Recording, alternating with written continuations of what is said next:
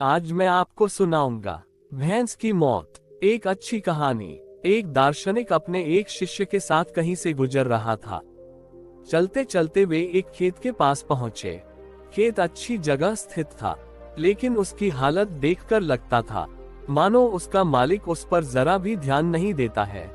खैर, दोनों को प्यास लगी थी, सो वे खेत के बीचों बीच बने एक टूटे फूटे घर के सामने पहुंचे और दरवाजा खटखटाया। अंदर से एक आदमी निकला, उसके साथ उसकी पत्नी और 3 बच्चे भी थे। सभी फटे पुराने कपड़े पहने हुए थे।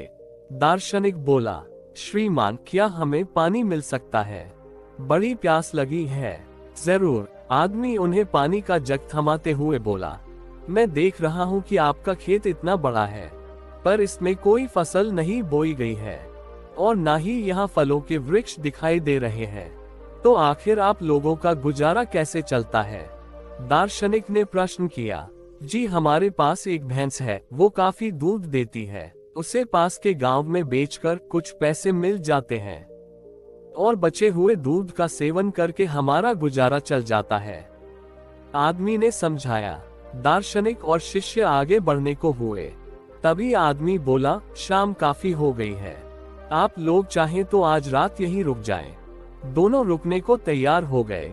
आधी रात के करीब जब सभी गहरी नींद में सो रहे थे, तभी दार्शनिक ने शिष्य को उठाया और बोला, चलो हमें अभी यहाँ से चलना है, और चलने से पहले हम उस आदमी की भैंस को चट्टान से गिराकर मार डालेंगे।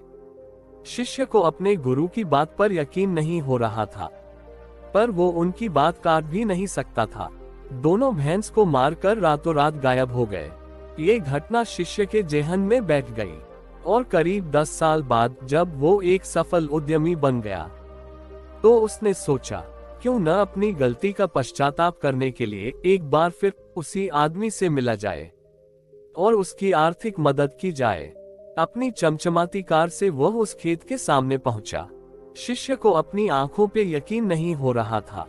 वह उजाड़ खेत अब फलों के बागीचे में बदल चुका था।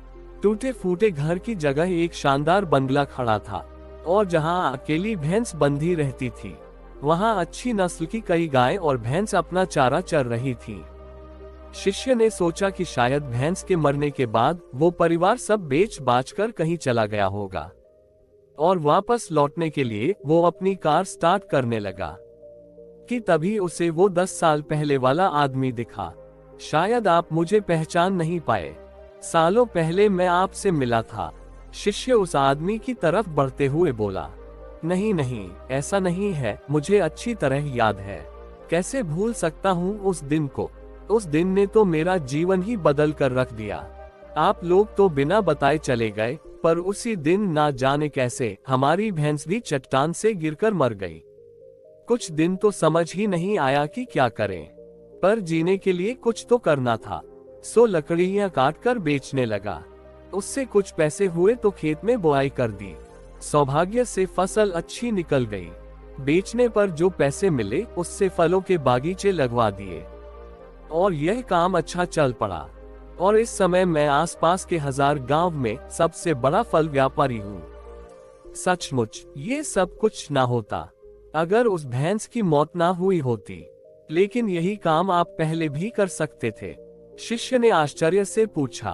आदमी बोला, बिल्कुल कर सकता था, पर तब जिंदगी बिना किसी मेहनत के आराम से चल रही थी। कभी लगा ही नहीं कि मेरे अंदर इतना कुछ करने की क्षमता है, सो कोशिश ही नहीं की।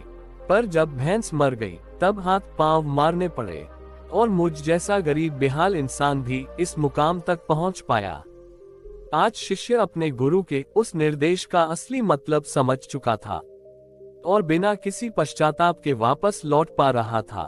कहानी से सीख, ये कई बार हम परिस्थितियों के इतने आदी हो जाते हैं कि बस उसी में जीना सीख लेते हैं, फिर चाहे वो परिस्थितियां बुरी ही क्यों न हो। धन्यवाद। आपको ये कहानी कैसी लगी? नीचे कमेंट करके हमें जरूर बताएं। अगर आपको ये कहानी पसंद आई हो तो अपने दोस्तों के साथ जरूर शेयर करें और ऐसी ही प्यारी कहानियां सुनने के लिए हमारे YouTube चैनल से जुड़े। अब आप मुझे Facebook पेज पर भी फॉलो कर सकते हैं, वहां भी आपको ऐसे ही बहुत सारी कहानियां सुनने को मिलेगी। पेज का लिंक आपको वीडियो के डिस्क्रिप्शन में मिल जाएगी। आप लोग जाके जल्दी से फॉलो कर लें।